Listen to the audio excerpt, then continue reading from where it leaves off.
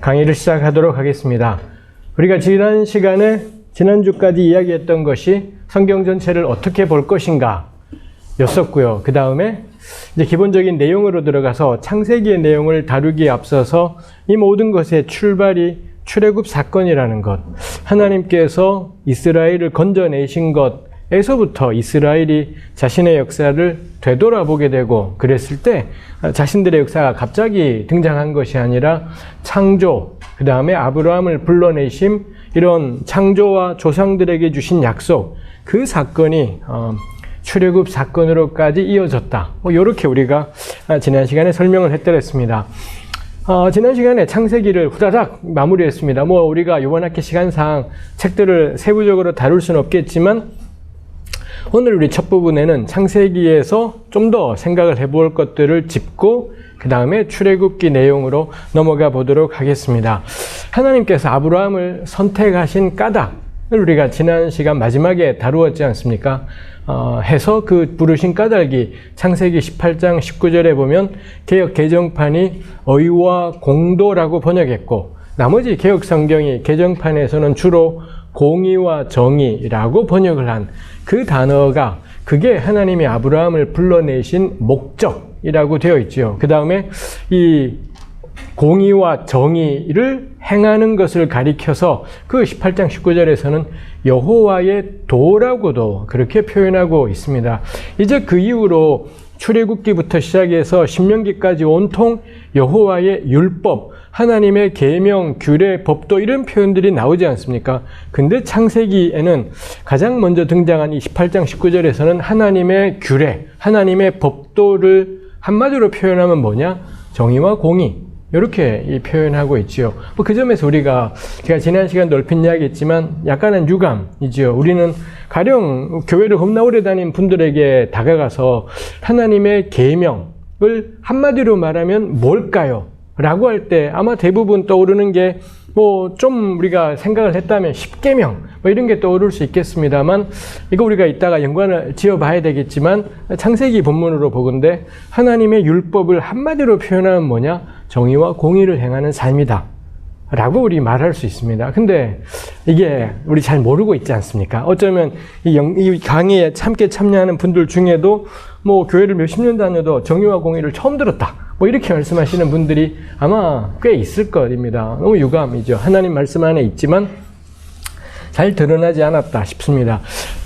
좀 더 이야기를 해야 될 것이, 그게 창세기 18장입니다. 근데 그 바로 앞장이 창세기 17장이지 않습니까?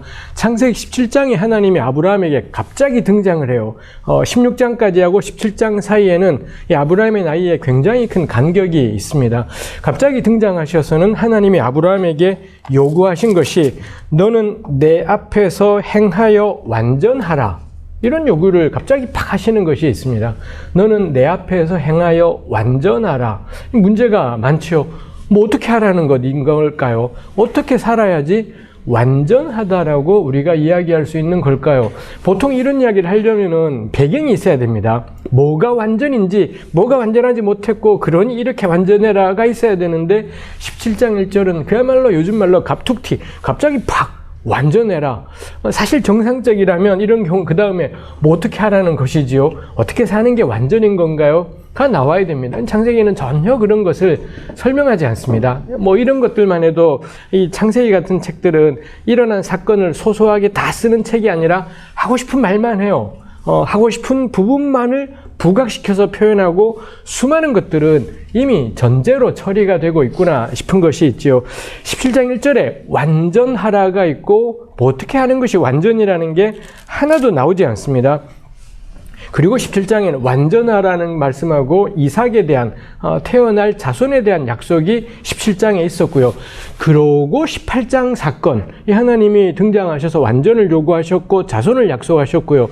그러고 18장은 아브라함에게 찾아온 나그네 이야기가 있습니다. 물론 이 나그네는 하나님의 천사들, 하나님 혹은 하나님의 천사들이 사람 모습을 하고 등장한 것이지요. 이거 오늘날에 이런 일 없습니다. 하나님이 사람 모습으로 변장해서 이 땅에 찾아오고 지금 우리 일어나지 않는 일이라고 저는 생각을 합니다. 그렇지만 고대 세계 에서는 뭐 이런 상상들이 흔하게 이런 상상들을 할 수가 있었었고, 뭐 고대니 정말 이 아브라함 이야기가 역사로 실제로 존재했을 경우 언제냐 할 때 지금부터 4,000년 전인 겁니다. 4,000년 전이면 정말 까마득한 해서 우리가 성경 볼 때, 신구약 성경을 볼 때 늘 주의할 게 신구약 가운데 그나마 최신의 책이 신약인데 신약 성경이 2000년 된 책인 겁니다. 조선 땅에서 2000년 전이면 언젠가요? 박역거세 형제님이 알에서 태어나고 뭐 이러던 시대가 언제냐? 지금부터 2000년 전 신라인 겁니다. 근데 알에서 사람은 안 태어나요. 알에서 태어나는 건 닭이지, 병아리지, 알에서는 사람은 절대 막 2000년 전에 사람은 알에서 태어나다가 언제부턴가는 뭐 이런 건 절대 없습니다. 박역거세가 알에서 태어났다라는 건, 말이 안 되는 신화적인 상상이지 절대 그럴 일이 없지요. 근데 오늘 우리한테는 이게 씨도 먹히지 않을 이야기입니다. 근데 2000년 전을 그 살던 사람들은 고주몽에 관한 이야기나 박역거세 이야기가 오늘 우리한테처럼 거짓말이었겠냐, 말도 안 되는 이야기였겠냐, 아니었을 거다라는 겁니다. 그게 언젠가요? 2000년 전이라는 겁니다. 그러니 우리가 늘 명심을 해야 될 게 신약 성경이 그나마 최신 책이라 2000년, 구약 성경에 등장하는 내용은 기본 3000년 전후의 내용들이 있어요. 그 시대 글들을 보면서 지금의 감각으로 봐서는 안 되는 거예요. 지금의 과학, 지금의 학문, 이런 시각으로 신구약 성경을 보면서 막 한치도 틀림이 없어. 그건 우리 생각인 거고요. 21세기에 우리나 가령 어떤 책을, 제가 이런저런 책을 썼을 때 거기에 제 이름을 쓴다라는 건 이 책에 제가 표절하지 않았다라는 그게 있는 겁니다. 근데 표절이 언제적 생각이었어요? 2000년 전 사람들은 표절이라는 감각이 있었겠습니까? 없었겠습니까? 전혀. 홍길동전은 누가 썼나요? 우리 보통 허균이라는 분이 썼다 그러잖아요. 저는 아닐 거라고 생각해요. 전우치 같은 이야기들이 있고 고대 전 세계 어디나 다 있어요. 이 핍박받던 누군가가 도망쳐서 이 밀려났던 사람들을 모아서 의로운 집단이 되어서 나쁜 놈을 쳐부수기. 이 중국의 양산박이 있지요. 영국의 로빈훗이 있지요. 전 세계 어디든 이런 류의 스토리는 겁나 흔한 이야기이지요. 그래서 홍길동전은 허균이 지은 것이 아니라 허균에 이르러서 완성되었다. 뭐 요 정도를 말할 수 있겠죠. 그래서 그 책은 저자라는 개념으로는 다룰 수가 없는 것인 겁니다. 좀 마찬가지일 거라고. 홍길동전 그래봐야 얼마 되지도 않습니다. 신약 성경 2000년, 구약 3000년 이런 오래된 책을 다룰 때 저자라는 개념으로 이 책에 접근하는 것 자체가 전 어불성설이다 생각을 해요. 그래서 창세기의 저자가 모세라고 믿는다고 개뿔 하나도 신앙 좋은 것도 아닐 거고요. 그 다음에 창세기의 저자는 요리조리 따져보니 최소한 4명이야. 개뿔 하나도 현대적이지도 않다. 창세기의 저자가 1명이냐 4명이냐가 우리 한국교회에서는 1명이면 겁나 보수적 신앙이고요. 4명이면 뭐 이른바 진보적 신앙입니다. 저는 둘 다 웃긴다 이 생각이 들어요. 이 저자 개념으로 수천 년 전의 문헌을 접근하는 것 자체가 지극히 현대적인 오늘날의 사고방식을 고대의 글에다가 투입하는 거기 때문에 둘 다 개뿔신앙적이지도 않고 개뿔학문적이지도 않다 라고 생각을 합니다. 다시 우리 창세기로 돌아가서 그래서 우리 이런 창세기 18장을 보면서 이 창세기 같은 책은 그래서 과학의 눈으로 봐서는 안 돼요. 그 다음에 현대 학문의 눈으로 봐서도 안 될 것일 겁니다.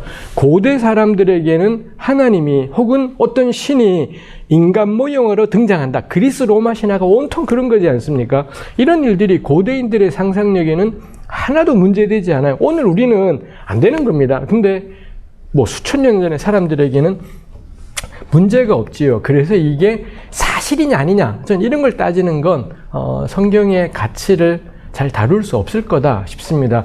이 말하고 싶은 게 뭘까요? 이 나그네들이 등장했습니다. 근데 우리 18장을 읽어보면 아브라함이 정말 온 맘 다해서 그 나그네들을 맞아들이고 온 정성을 다 영접해요. 보면 누가 주인이고 누가 나그네인지를 모를 정도로 극진하게 대접하는 것이 있지요.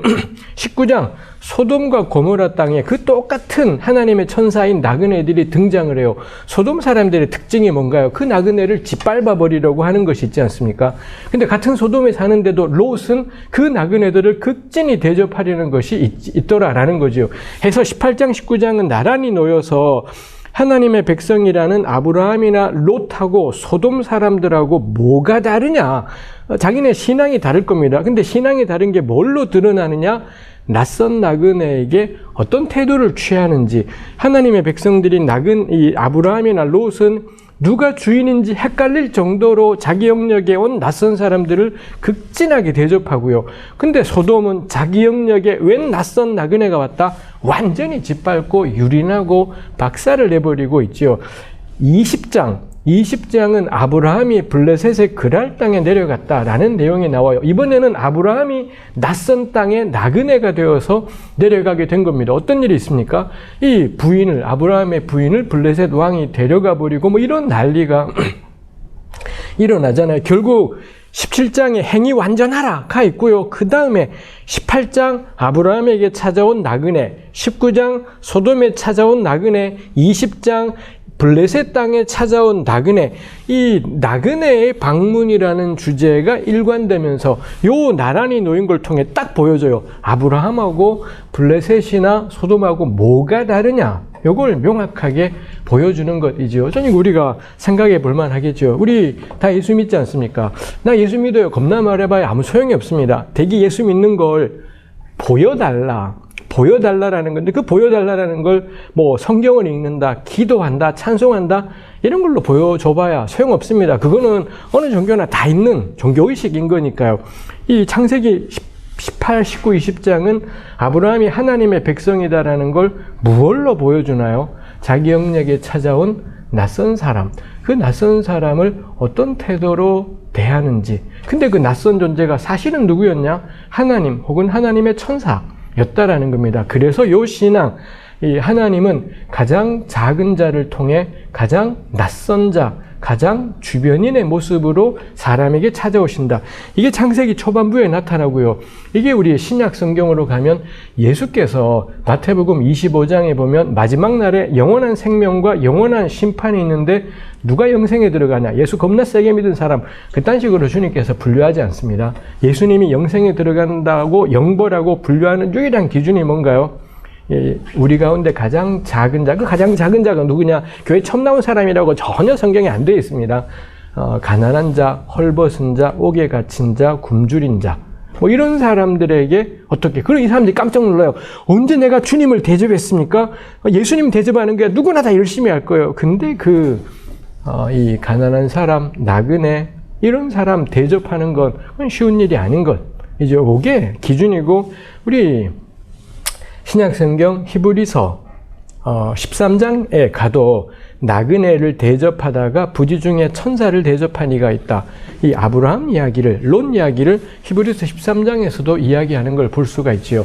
해서 신구약 성경 전체는 나그네의 모습으로 찾아오시는 하나님, 그리고 나그네, 힘있고 대단하고 부귀 영화 명예 권세를 가진 사람이 아니라 이런 사람들에게 어떻게 대하느냐. 이게 신구약 성경 전체가 일관되게 증언하는 그리스도인으로 살아간다라는 게 뭐냐.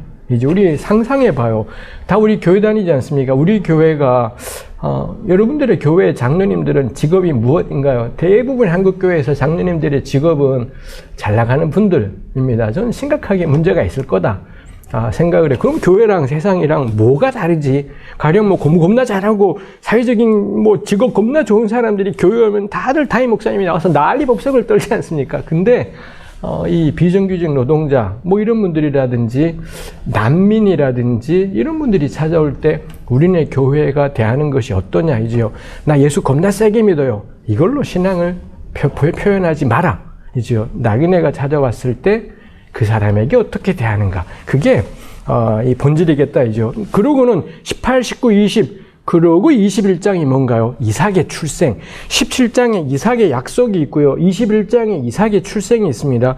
그리고 17장 첫머리에 내 앞에 생하여 완전하라 이삭 약속, 21장에 이삭 출생. 가운데 놓인 18, 19, 20을 관통하는 게 나그네였다라는 겁니다. 그렇다면 저는 하나님이 요구하시는 그 완전이라는 것이 뭐냐? 나그네를 어떻게 대하는가? 사실 아브라함, 이삭, 야곱, 요셉 이 내 믿음의 조상의 공통점이 뭔가요? 전부 낯선 땅을 살아가던 나그네, 심지어 요셉은 완전히 이역만리 애굽 땅에까지 가서 살게 되는 뭐 이런 일들이 있지 않습니까? 이렇게 할 때 그러면 우리 18장 19절에 있는 정의와 공의의 맥락에 대해서 우리가 납득하게 되는 것이 있더라라는 것입니다.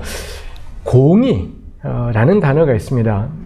지난 시간에 말했지만 우리가 다 아는 한자말이지만 막상 말하려면 무슨 말인지 모르겠는 공의 혹은 의라는 말의 특징이지요.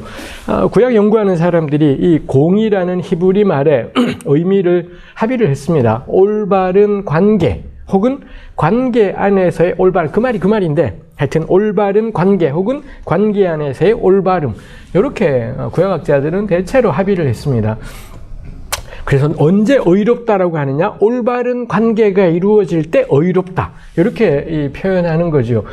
제가 궁금했던 건 올바른 관계, 뭐 어떻게 하면 그럼 올바른 관계라는 거지? 해서 구약에 이 공의라고 번역된 히브리 말이 쓰인 본문들을 다 찾아보면서 이리저리 검토를 해보는 것이지요. 해서 제 나름으로 내리게 된 결론은 언제 하나님은 너네 관계 올바르다고 하시느냐? 마음을 같이 할 때 였었습니다. 그래서 제가 말씀을 드리지만 구약학자들이 합의된 견해, 공의라는 말에 합의된 견해는 뭐냐? 올바른 관계인 거고요. 그 다음에 더 나가서 합의되지 않은 저의 개인적인 견해로는 그럼 언제가 올바른 관계라는 거냐?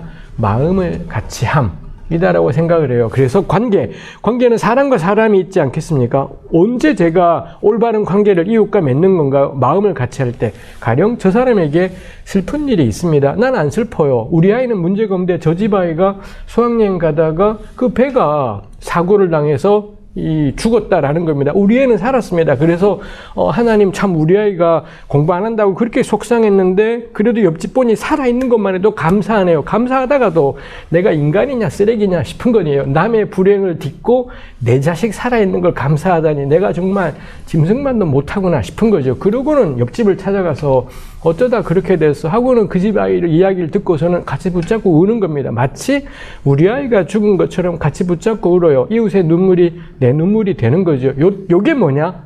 공의. 요럴 때 이 구약 성경은 공의롭다라고 이 평가를 해요. 저 사람의 슬픔이 내 슬픔이 되는 거고요. 그 다음에 이웃집에 참 좋은 일이 생겼대. 우리 대부분은 옆집 잘 되면 겁나 배 아프고 옆집 안 되면 약간 기분 좋고 막 이런 이 못돼 먹은 것이 있지 않습니까? 근데 그 집이 잘 되었다는 이야기를 듣는데 내일처럼 기쁘더라 이죠. 사실 여기에 가장 기본적으로 되는 게 가족입니다. 가령 저에게 딸이 둘이 있습니다. 얘네가 울면 저는 걔네가 겪은 일이 내일이 아니더라도 저절로 저에겐 고통입니다. 근데 얘네가 잘 되면 이거 한치도 사심없이 저에게 너무 기쁘고 행복해요. 저는 육신의 가족의 의미는 공의가 절로 연습되는 것. 이 가족의 기쁨이 내 기쁨이 되고 가족의 슬픔이 내 슬픔이 돼요. 근데 하나님을 만나게 되고 예수를 믿게 되면 이 울타리가 넓어져서 우리 식구가 아닌데 우리 교회 식구들의, 우리 교회 교우들의 기쁨이 나의 기쁨이, 우리 교회 교우들의 슬픔이 내 슬픔이 돼요. 이게 잘 되는 사람이 전 그 교회 담임 목사님 인 거고, 담임 목사이든 아니든 간에 그 교회 교우들의 눈물이 자기 눈물이 되는 사람, 그 사람의 직급이 뭐든 담임 목사이든 장로이든 권사이든 집사이든 뭐든 간에 전 그 사람이야말로 그 교회의 핵심이라고. 왜냐하면 그 교회 모든 식구들의 삶이 자기 마음속에 온 것이지요. 근데 믿음이 더 자라게 되면 그 교회 울타리를 벗어나게 돼요. 그래서 이 조선 땅을 살아가는 이웃들의 눈물이, 그 세월의 유가족들의 눈물이, 우리 아이는 멀쩡하지만 그 죽은 아이들의 부모들의 그 눈물과 그 괴로움이 우리의 눈물이 되고, 그분들이 이 문제가 끝났다라고 할 때까지는 나도 같이 그 곁에 있다. 전 요게 공의로움이겠다 싶은 거죠. 가족끼리의 공의로우면 거의 대부분은 본능적으로 됩니다. 근데 함께 속해 있는 집단, 이 교회 공동체 같은 이런 것들은 우리가 성장하지 않으면 안 되는 일일 겁니다. 근데 더 나아가서 이 땅을 살아가는 수많은 이웃들의 눈물과 기쁨을 나의 눈물과 기쁨으로 여기는 공의로움은 저는 이건 성숙이다 싶어요. 교회가 성장한다라는 건 대도 않는 쪽수 겁나늘기 이딴 걸로는 교회 성장이지 않을 겁니다. 그 교회의 공의의 폭이 어디까지 미쳐지냐. 첫날 만날 지그 교회에만 온통 관심이 있다면 이거 우리 겁나 사사로운 이기적인 집단이지. 아니 그런 교회가 세상에 왜 있어야 되는지 헷갈리지 않겠습니까? 근데 교회가 정말 성장하면 세상 전체를 품을 수 있는, 사실 그러기 때문에 우리네 교회가 곳곳으로 예수님의 사랑과 복음을 전하는 선교사들을 일찍부터 보내기도 하고 뭐 이랬던 것이겠지요. 사람과 사람 사이의 공의가 이렇게 표현될 수 있습니다. 또 그 다른 관계는 하나님과 사람이 있잖아요. 하나님이 사람을 보시고는 너 나랑 관계에 있어서 공의롭다. 언제 하나님이 그렇게 말씀하실까요? 우리가 겁나 올바른 일을 하면 그럼 공의롭다 하실까요? 그럴 것 같지만 전혀 그렇진 않습니다. 창세기 15장에 보면 하나님이 아브라함을 데리고 한밤중에 밤하늘에 무수한 별을 보이시더니 내 자손이 밤하늘의 별처럼 많으리라. 그때 아브라함의 나이가 90이 넘었고 불가능한 일인 겁니다. 근데 하나님이 내 자손이 밤하늘의 별처럼 많으리래요. 그때 아브라함이 어떻게 하겠습니까? 하나님 말도 안 돼요. 제 몸은 죽은 거나 마찬가지고 제 아내도 마찬가지고 하나님 왜 그러세요? 하고 상을 엎어버리고 들어가는 게 아니라 하나님이 그렇게 말씀하시니 아브라함이 무엇을 하느냐? 내 몸뚱아리로는 아무 가능성이 없는데 하나님은 그렇다고요? 그럼 제가 하나님의 마음을 같이 하겠다고, 하나님이 절 보고 그렇다 하시니 그럼 저도 그렇게 생각할래요. 제가 일부러 마음을 같이 함으로는 걸로 맞춰서 해석을 해보려는 겁니다. 그러자 하나님이 아브라함 보고 뭐라 그러시나요? 보통 우리는 이 친구 겁나 믿음 좋은 걸 요래야 될 맥락에 창세기 15장 6절 아브라함이 하나님을 믿으니 이것을 그에게 의롭다고 하셨더라. 거기에 이 공의 18장 19절에 의라고 번역된 그 단어가 이 창세기 15장 6절에도 나와 있고 이 창세기 15장 6절이 로마서에서도 바울이 이 믿음과 연관해서 언급하는 것이 있더라는 겁니다. 하나님께서 언제 우리 보고 의롭다 하냐면 겁나 똑바르게 뭔가 제대로 일을 해서가 절대 아닙니다. 하나님께서 무엇라 말씀하실 때 우리 자신을 생각하면 안 되는 겁니다. 불가능하고 우리는 겁나 찌질하고 능력이 이 정도밖에 안 되잖아요. 근데 하나님이 뭐라 말씀을 해요? 그럼 되도 않는 우린데도 놀랍게도 그 하나님의 말씀에 마음을 같이 해요. 내 몸뚱아리의 가능성을 붙잡고 있는 게 아니라 내 나이, 내 능력 이딴 거 붙잡고 있는 게 아니라 하나님의 말씀에 마음을 같이 하면 그럼 하나님이 뭐라 하시냐? 너 공의롭다. 너 참 의롭구나. 이게 믿음으로 말미암아 의롭다 하심이라는 것의 의미라는 것입니다. 우리 이거 중요합니다. 사실 이 부분 공의의 차원이 사람과 사람이 있고 하나님과 사람이 있잖아요.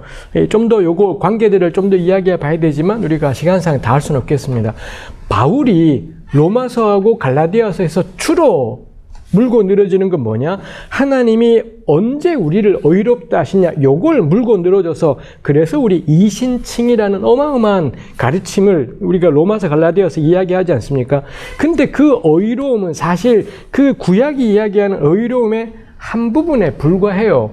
그 의로움은 사람과 이 하나님이 우리 보고 의롭다만이 우리 맨날 그것만 이야기하잖아요. 근데 사람과 사람 사이에 의로운 건 뭔데? 할 때 사람과 사람 사이에 의로움, 하나님께서 우리를 보시고 의로움에 공통된 게 뭐냐? 마음을 같이함 이다라는 겁니다. 예수님이 나 위에 죽으셔서 이 말을 겁나 세게 믿는 게 의로움이 아니라 이거 믿는다고 너 의롭다 절대 그런 일은 생기지 않습니다. 내가 죄인에 불과한데 나는 정말 안 되는 사람이고 내일도 저도 분명히 또 죄를 지을 겁니다. 안 되는데도 예수 십자가가 우리 위에 세워졌다라는 겁니다. 2000년 전에 예수께서 우리의 모든 죄를 위해 죽으셨다라는 겁니다. 그거를 나는 도무지 가능성 없지만 그 예수님의 십자가에 대한 신뢰 때문에 나 같은 주제가 놀랍게도 그렇군요. 하나님 날 자유케 하셨군요. 그러고는 제가 용기를 내어서 주의 말씀을 행하는 그 한 걸음을 내딛더라. 이게 하나님께서 보시고 의롭다 하시는 것입니다. 내가 행하는 의로운 행위 그게 아니라 자기 한계에 매여 있지 않고 자기 수준에 매여 있지 않고 하나님의 가능성을 향해 끊임없이 자기를 열고 한 걸음 걸어가는 것이 있더라죠. 그 의로움하고 그 다음에 이 세월호 유가족들의 눈물을 보고서 또 이 땅에서 지금 미얀마에서 벌어지는 그 정말 이 민주주의를 짓밟는 이 군사독재, 예나 지금이나 하여튼 군사독재는 똑같은 집단이겠습니다만 이걸 보고서 안타까워하며 그 미얀마의 시민들을 지지하는 마음이나 하나님의 말씀을 신뢰하는 거나 이 구약 성경은 똑같이 공의라는 단어로 포함해내고 있더라라는 겁니다. 바울에게는 이게 너무 당연한 겁니다. 그래서 바울의 로마서가 11장까지는 하나님께서 언제 우리를 의롭다 하시냐고, 로마서 12장부터는 그러므로 형제들아 내가 너희를 권하노니 하면서 12장부터 바울이 말하는 게 이웃에 대해서 어떻게 함께 살아갈 건지. 그래서 그 말씀, 우는 자와 함께 울고 웃는 자와 함께 웃고, 로마서 12장인가 13장에 나오는 말씀이기도 하지요. 근데 그거 생각하면 우리가 너무 유감이에요. 우리네 교회는 이신칭에다가 목을 메어 버렸고, 근데 이 하나님께로부터 받는 의로움하고 가난한 이웃들에 대해, 불의한 현실에 대해서 같이 슬퍼하고 같이 분노하는 것하고는 전혀 딴 것처럼 우리가 이야기해 왔다라는 게, 그래서 이 참 안타까운 일이겠다 싶은 것이 있습니다. 이게 공의인 거고요. 또 하나가 우리 정의라는 단어가 있다 했지 않습니까? 정의라는 단어는 심판이라는, 재판하다라는 동사에서 유래한 이 표현, 재판하다라는 동사로 만든 명사형인 겁니다. 그러니 누군가가 억울한 일이 있지 않습니까? 그러면은 이 구약 시대에는 마을에 광장, 성문이라고 구약에서는 표현하는데, 왜냐하면 성문을 열고 들어가면 바로 광장이 있었기 때문에 그 광장에 가서 나 억울해요라고 재판을 호소하면 마을의 장로님들하고 제사장이 중심이 되어서 재판이 열리게 되고요. 그럼 거기에서 뭐라 하소연을 하는 거죠. 놀랍게도 그 재판이라는 그 히브리 말 단어의 의미가 재판. 그래서 억울하다 호소하면 재판이 열리잖아요. 그럼 재판이 열리면 뭔데 하고 억울하다는 사람의 이야기를 듣고 이 사람 피눈물 나게 했다라고 주장하는 사람, 이 나쁜 놈이라 여겨지는 이 사람 불러서 듣지 않습니까? 이걸 우리 어려운 말로 심리 혹은 소송이라고 부르겠지요. 그 재판이라는 히브리 말의 또 다른 의미로는 심리, 소송 이런 뜻이 있고요. 그 다음에 양쪽을 들은 다음에 판결을 내리잖아요. 놀랍게도 그 재판이라는 단어의 또 다른 의미에는 판결이라는 뜻도 있습니다. 그 판결을 내려서 억울한 사람의 말을 듣고서는 이 억울한 사람, 왜 이 사람이 억울하냐면 고아, 과부, 나그네다 보니 자꾸 부당한 일을 당하는 거예요. 이 사람을 억울하게 했더니 나쁜 놈들, 주로 권력자들이나 뭐 이런 사람, 이 사람들을 처벌하는 판결을 내리지요. 그래서 그 재판이라는 단어의 또 다른 의미에는 처벌이라는 뜻도 있더라라는 것입니다. 그러자 이 억울했던 사람들은 기뻐하며 집에 돌아가지 않겠습니까?